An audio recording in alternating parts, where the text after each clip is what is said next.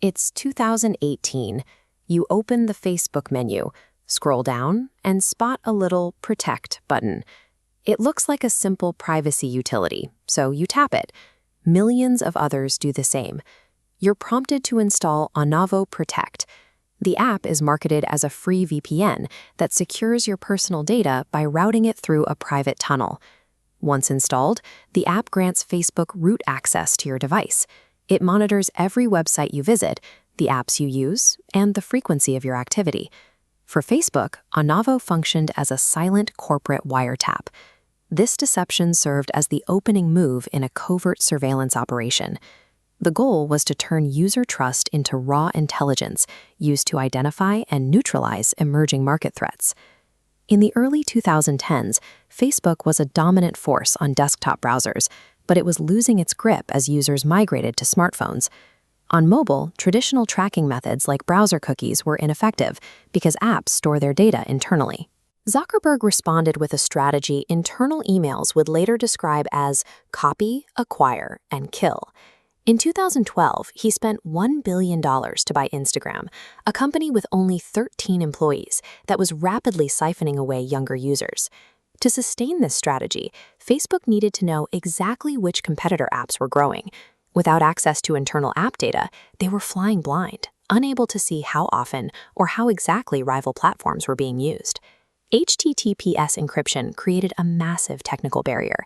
When an app uses HTTPS, it verifies its identity with a digital certificate and establishes a secret key for that specific session.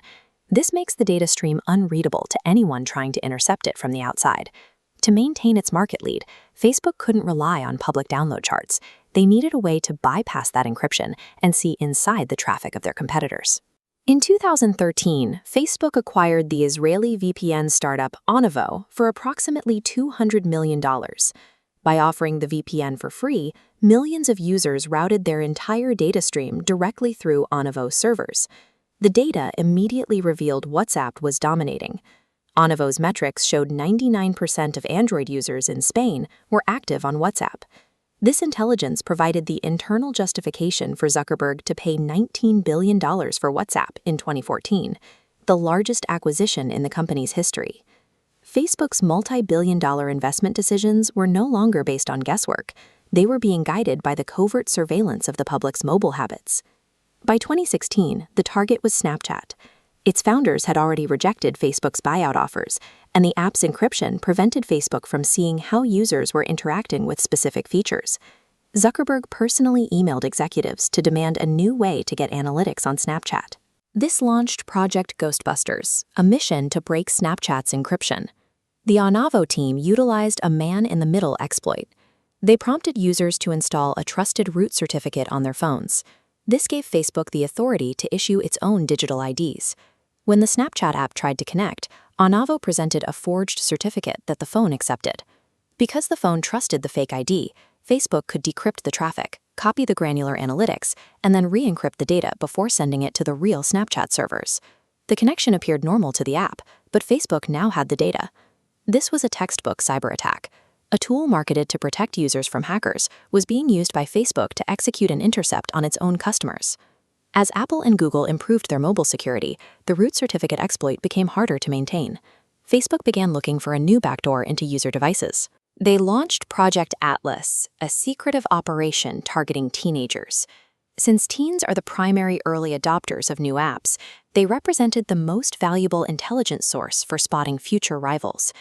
To bypass the Apple App Store security reviews, Facebook used an enterprise developer program meant only for internal company employees. They paid minors up to $20 a month to sideload an app that bypassed standard privacy protections. This app granted Facebook access to private messages, location data, and web history. When Apple's system warned users that the software could access private data, Facebook instructed the participants to ignore the warning. The drive to maintain a monopoly eventually pushed Facebook past software exploits and into the direct exploitation of minors for corporate espionage. The operation was eventually unmasked. Security researchers discovered the code, and media reports revealed the teen surveillance program. Apple responded by revoking Facebook's enterprise certificate and banning Onavo from the App Store. U.S. senators launched inquiries, accusing the company of exploiting minors and sidestepping basic privacy safeguards. In 2023, an Australian federal court ruled that Meta's promotion of Onavo was misleading, claiming to protect privacy while secretly harvesting data for commercial use. The court ordered the company to pay $13 million in fines. However, for a company like Meta, which generates over $50 billion in annual profit, this penalty represents less than 3 hours of earnings. These fines serve as a line item expense rather than a deterrent. For a multi-billion-dollar monopoly, the financial gain of neutralizing a competitor far outweighs the occasional cost of a legal penalty.